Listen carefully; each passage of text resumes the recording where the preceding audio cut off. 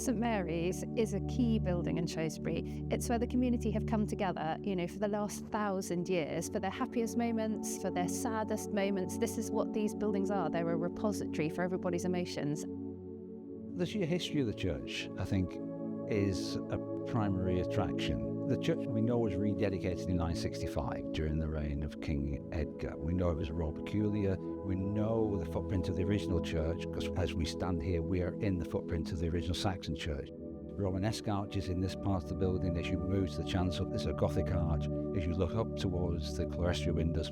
So you've got the history of English church architecture represented here, and that's before you start looking at the stained glass, before you look at the roof. Stood here in the medieval period, if you'd looked up for inspiration, then you'd have seen a heavenly choir looking down at you.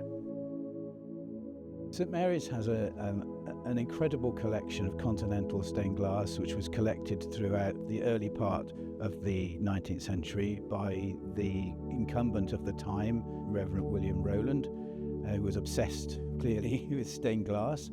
And he worked with the local stained glass maker, David Evans, who is well known for restoration work and for his stained glass work. So there's a really big range of very important stained glass here. The Altenburg windows in the chancel being probably amongst the finest in the world, really, of that period of stained glass. The challenges St Mary's were facing were twofold. Firstly, there was antisocial behaviour, so certain windows had been broken and damaged. And then also there was the impact of the environment as well, and how that had affected the colour in the glass. And so those were the key elements really that needed to be tackled, and hence the conservation work that took place to sort that out.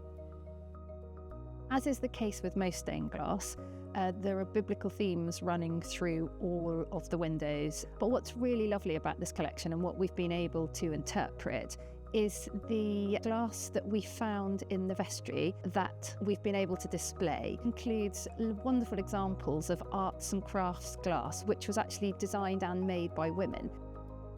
We had two windows that were broken, and they have been replaced and brought back into focus for us. In the Trinity Chapel, two of the windows there have been restored. There are a set of Dutch roundels, and they're quite beautiful pieces of work, and they have been restored and remounted. So that's part of the highlights of what's been happening in the church. The roundels I didn't really look at because there's so much magnificent glass in this church, but the roundels are really something to look at. Rondels in what used to be the cafe, they are quite magnificent. That, I think, is the greatest development in the time I've been here. What I've really loved about this project is, at first glance, it looks like it's conservation, which is what the Churches Conservation Trust do. We look after 360 churches and we care for them when we repair them. But this project had a different overlay because of climate change, and we're also aware of how sustainable our projects need to be. We spent so much time with every single decision working out what would have the least impact on the planet. So all the procurement had this extra layer of thought, and it made it a better project. The more you think about something, the better it is. People have always had a great respect for this church. The fact that the Churches Conservation Trust took responsibility to continue to uphold the fabric of this building. The building was surrounded by scaffolding for years and years before the Churches Conservation Trust took it over. We were incredibly lucky that Jim Budd's workshop was appointed after the tender process. And this was great because it meant that we could go to the workshop and we could see the glass being repaired, and we could watch the incredibly talented craftswomen, Amy and Hannah, repairing the windows. We've had a number of different projects here working on some 17th century roundels from the Netherlands, which were collected in the 19th century. We've worked on two large windows which needed to be protected from the environment, from condensation, and then we've also worked on some windows that have been broken by intruders. The project was funded in two ways. Firstly, through the National Lottery Heritage Fund, who contributed a significant amount to the overall project pot, and also from some very generous benefactors who also contributed, and therefore we've been able to do all this fantastic conservation work and community work as well. Seeing some of the windows that were damaged by heritage crime was saddening in situ, because it reminded you of how stupid such a thing was. So having those replaced really made me happy, and also elevated the stewards into being a little more happier about showing them. The church is still consecrated, and people sometimes forget that.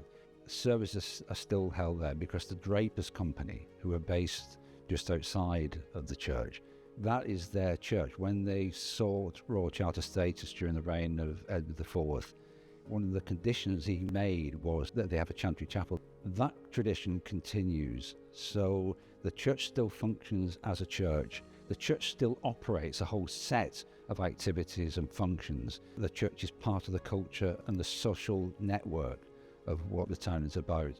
The fact that the Church's Conservation Trust has enabled that to continue to happen is important. The fact that we've had lottery funding to enhance the experience of people when they come here simply is in a sense part of the icing on what is a very, very rich cake.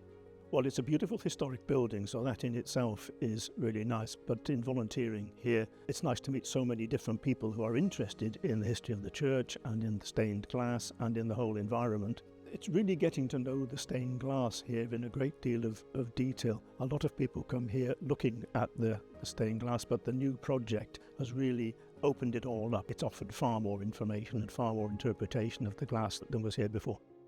I've worked for the Church's Conservation Trust for probably 25 years.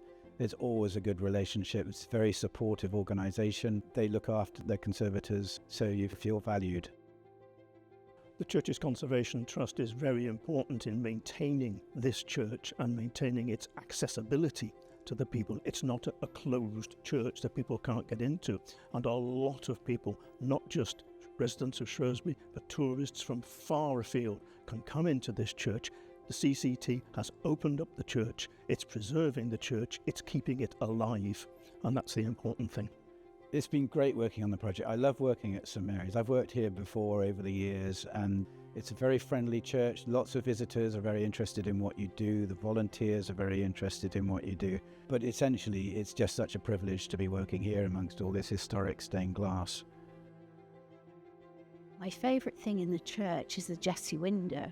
Jesse window is local glass, and it stems from 1350, which is pretty amazing in itself because it is a magnificent window. But it's been moved twice, and during that time we had Henry VIII, of course, who closed down the abbeys, and it was moved from Greyfriars Abbey down on the river up to the old St Chad's. The old St Chad's fell down, but fortunately that window survived, and it was brought over here in the 1700s. There are very few Jesse windows left. There used to be large numbers of them, but most of them were destroyed at the Reformation. Jesse was the father of King David in the Bible, and the prophecy was Jesus would be descended from him. So when you get to the Jesse window, he's a giant figure lying on his side with rather charming green socks, and you can see the tree of Jesse leading up from him. People actually seem to be quite aware of what they've got here. The sort of fame of it being a great stained glass church. But I think people are locally becoming much more aware of it through lots of events that have happened over the last year. Stained Glass Festival, for example. Lots of the volunteers talking about the stained glass in informed ways. We've displayed a lot of stained glass which has not been in public view before in light boxes in the church. And I think the whole sort of feel that this is something special, and that taking more notice of stained glass, for example, is a beneficial and worthwhile thing to do. I have the best job in the world. I love working with the most beautiful objects and art that are in these fantastic buildings that are the product of all of these amazing artists and craftspeople over the last 1,000 years. What I loved about this job was the stained glass, just its beauty, and being able to redisplay it and being able to make it more sustainable so it can last for the next 500 years. But I also love the people that we worked with. The craftspeople were amazing, and the architect, and all the volunteers were so enthusiastic and knew so much about the glass. And just being able to bring it to the forefront, just to highlight it so that so many more people come and see it, has just been fantastic. It's just been wonderful to bring another layer to it so that they can come in and they can see this fantastic glass and that they can learn about it and they can bring their kids in and they can look at the children's interpretation, and school groups can come in. And, you know, it's such an important building that has basically watched Shrewsbury grow. And now people can come in. It's vibrant. It's got events happening all the time. There are always people in it. It's just a brilliant space for Shrewsbury. The visitor numbers have grown significantly over the last 18 months. People have rediscovered the church, and due to all the activities that have taken place, the beautiful stained glass that's been repaired, and it's really drawn visitors both locally and also tourists into the church. I think the takeaway from this project is that it's important to care for our heritage, and stained glass in particular, because this is such a fine example, and the protection of stained glass, the way that the sort of gradual and very slow processes of corrosion and deterioration can't really be monitored, particularly over a very long period, but we know that it's happening, and by taking steps to protect this special glass, it'll be there for future generations. Next for St Mary's really is to grow off the back of the project, really. We're hoping to reopen the cafe in the spring. We're also hoping to have a permanent member of staff here for the first time in a number of years. And so really we want to build on what's happened, grow the visitor numbers, make it even more of a community hub than it already is. It's also the jewel in the crown of the church's conservation trust, and we want to grow that so it really is the flagship church in the whole of the country. The long-term legacy ought to be that the church continues to be what it has always been, which is a fundamental part of the social fabric of Shrewsbury. The church has been here for such a long period of time. I mean, if you take the date of 965 for it being rededicated, we know that Athelflaed, the Lady of the Mercians, was here in Shrewsbury at one point, because the earliest charter that was issued by the town is issued by Athelflaed. The town was a significant town. The church is a significant church. There are 4 Saxon churches in the centre of the town. Ourselves and Old St Chad's are the big 2 churches. St Albans and St Julian's were the smaller churches. I hope that the long-term legacy of the project will be the survival and the conservation of the glass, and that it will become better known to far more people. It's a bit of a hidden gem, the glass in this church, and we hope that more and more people will get to see it and get to know about it. The church should continue to attract a range of people and tourists. This is an Aladdin's cave of stained glass. That should be part of how we take the church forward. We're enhancing the visitor experience all the time. Part of what the grant has enabled us to achieve is to improve the facilities within the church. I think that the church should have a great future.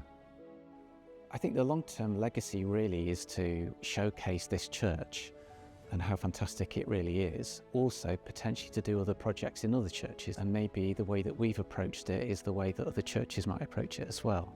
I think also the legacy, it's not just about conservation, it's about people using the church, it's about reintroducing people to it, the communities benefiting from it, and staging all sorts of activities and events and using it that way. So I hope that people continue to do that.